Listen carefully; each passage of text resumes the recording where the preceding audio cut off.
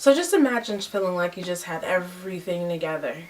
Just like everything together. And then life throws you a huge curveball. Really?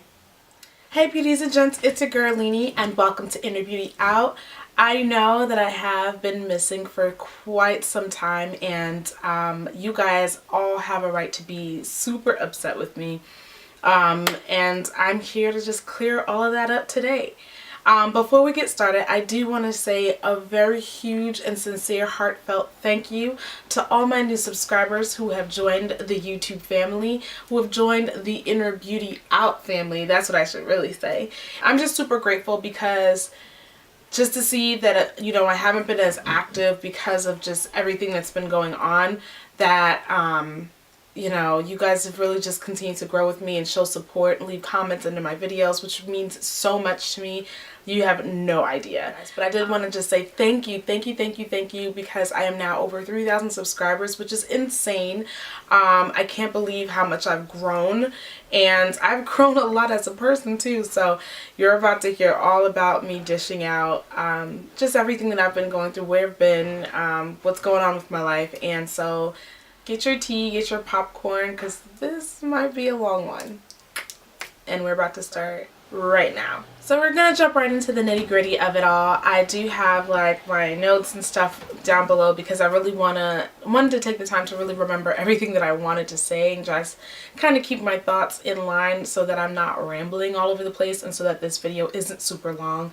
But anyway, it has been one of the toughest seasons in my life these past couple of years, and I say couple, yeah, it's been a couple years. A season to me of like hardship is like a couple of weeks, maybe months, but never like full-on years, and I've never experienced that up until right now.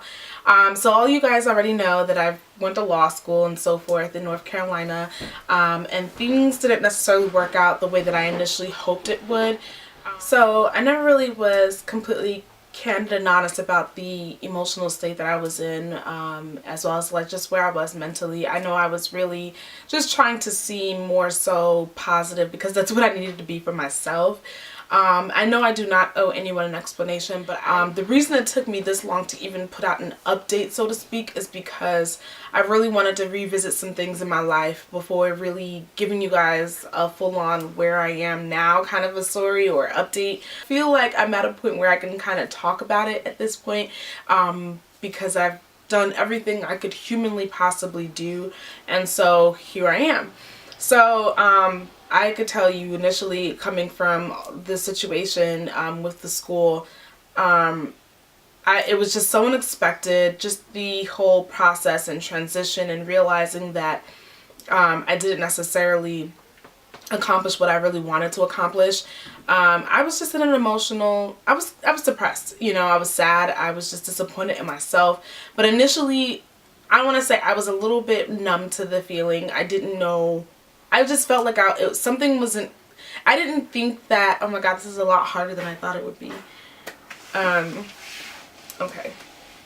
So initially coming out, I felt a little numb about how this, you know, with everything that happened. I think I was still in this situation in my mind where I felt like God was going to just turn things around and really showcase his power. And it's not that it's too late, but I guess in the sense of just feeling like my particular personal story was a bigger testimony and it was supposed to touch people's lives. And I wanted to create this video so that it could show the aftermath, or more so like post school. And so for me, it meant coming back home to Jersey. And coming back home to Jersey was really reality settling in terms of I didn't make it through law school, like, you know. So I ended up coming back and living with my mom and my family, and everyone was really kind and supportive, and I think it was the warm embrace that I needed. But if anyone knows, like, in terms of living and growing up in a Caribbean household, more than likely you're not really taught to deal with emotions, right? You're more so like taught to, okay, pick yourself back up and like move on to the next step or the next chapter. That was really what I was kind of taught. You never really soak for too long. You're not sad for too long. And I get it, right? Because at that point, like, if you allow yourself to really like soak and go through, like, you might not get out of that funk, right? It's a little bit harder. But in this situation, my mom, you know, they and my family, my dad and everyone, they were really like supportive and kind, and we would have like family nights and stuff like that, and we would play games, and you know, just the warm embrace, just kind of giving me my space a little bit, but all in all, it was just surreal that I was back in my home, my old room, and I was just like, what I had in my apartment, I tried to literally fit into this one room, and it was just like, Early, this is not happening. You can't fit all this stuff there. But you know, needless to say, that's where my mind was at, because I still wasn't completely like, oh my gosh, I transitioned home. I wanted to hold on to everything. I didn't want to put anything in storage. I didn't want to give anything away, because I was like, this is temporary. But it wasn't. It hasn't been. Since then, I kind of like threw myself into doing makeup, and honestly, that's kind of what got me through the hump. I don't know, like, I felt like that was my like escape. I can put some makeup on and just like, you know, teach someone else or show someone else to do what I just enjoyed doing. And that's pretty much what I ended up doing up until getting back to Jersey, and business started really picking up for me, where honestly, when I was looking for work, this makeup is what saved me, in a lot of respects, because just mentally feeling like you are actually doing something, you're contributing in a sense, but at the same time just feeling like you can purchase something on your own because you don't have to rely on someone else. It's been an interesting transition. Again, like, kind of dating back or going back to what I felt like emotionally. If you've read the story of Job in the Bible, you know about his journey and how God allowed him to be tested in the sense of just being stripped away of a lot of things in his life, his family, his, you know, riches and so forth. And honestly, I just kind of felt like I was in the same situation, although it wasn't to the point of just like losing family, thank God. But I initially just kind of felt like I was being stripped away, like literally. Like, I had to I had to get rid of a lot of things. Coming back, I had to get rid of my my car because I couldn't keep it because I didn't have any income coming in. I had to, and I kind of just was like, okay, this is my punishment, you know.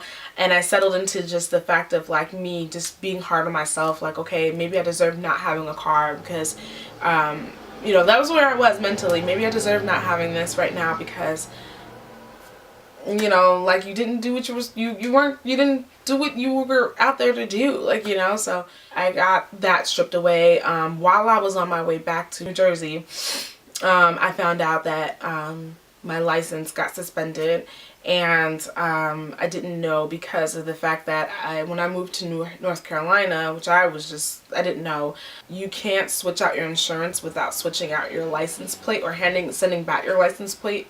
And so I switched it to North Carolina because it was cheaper, not thinking I had to switch back or send in my plates or change my, you know, license or whatever the case may be. So I kept everything else. And essentially when I was on my way back, that's when I found out that they had been writing and trying to figure out where is this car registered because it's not insured under New Jersey insurance. And so basically they suspended me. So at the time where I just didn't have anything, money was definitely scarce. So not only was I not able to drive, I was confined to my house for like quite a bit. Luckily I was able to get that situated. Then I had to give up my car. Then I had to come home and give up the apartment that I was staying in, because obviously I couldn't stay there and I couldn't find work there. And then, you know, just coming home and just having to sit within the reality of just being back home in Jersey and not having accomplished what I was sent out to do. And when I say sent out, me going out there to accomplish, you know, becoming a lawyer, graduating from law school. I didn't imagine coming home that soon. And then just then I was like literally looking for work, and still to this day, like seriously looking for work.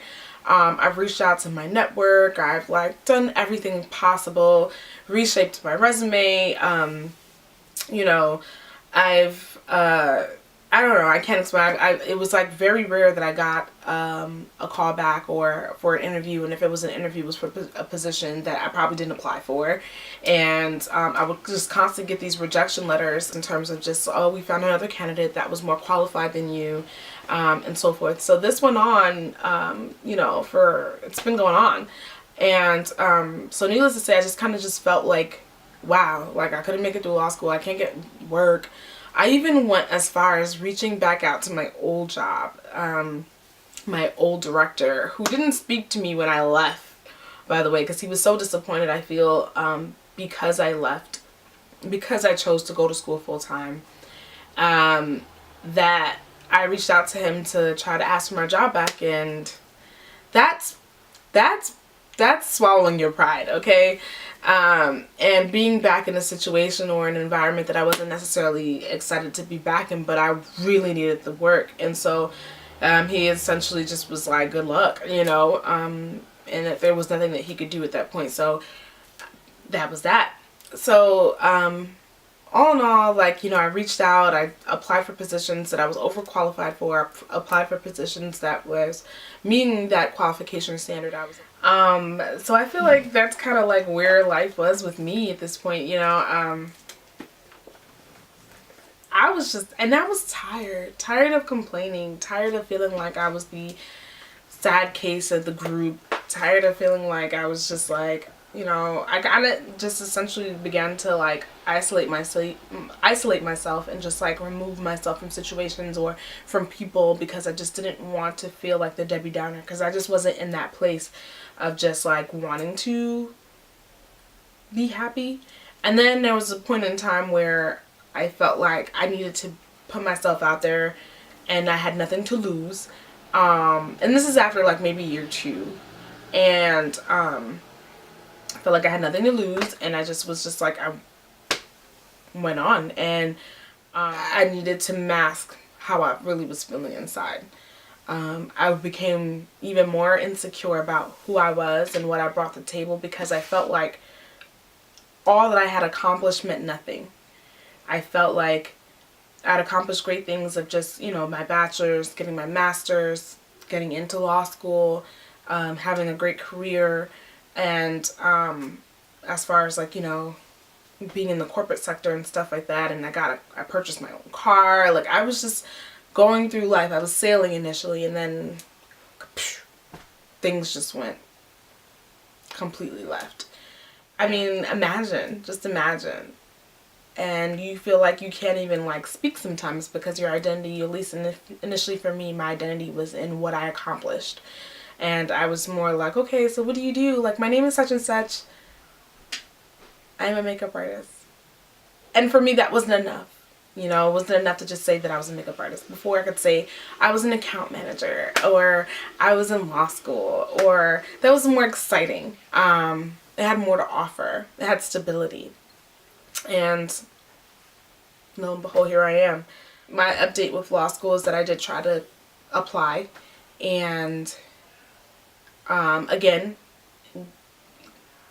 I think I was kind of traumatized going into the exam itself yet again, because I did retake the exam, and I just had this weird like moment. I was like I've never had an anxiety attack. I don't think I've ever had one, but that day I did. And I just really let it get the best of me. Still, I continue to go ahead and apply.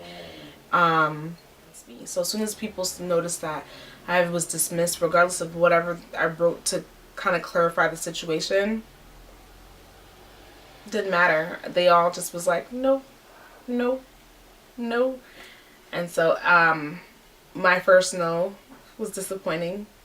I cried. My second no was disappointing. And then I was like, okay, I'm checked out.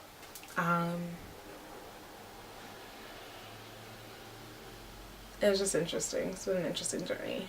Well,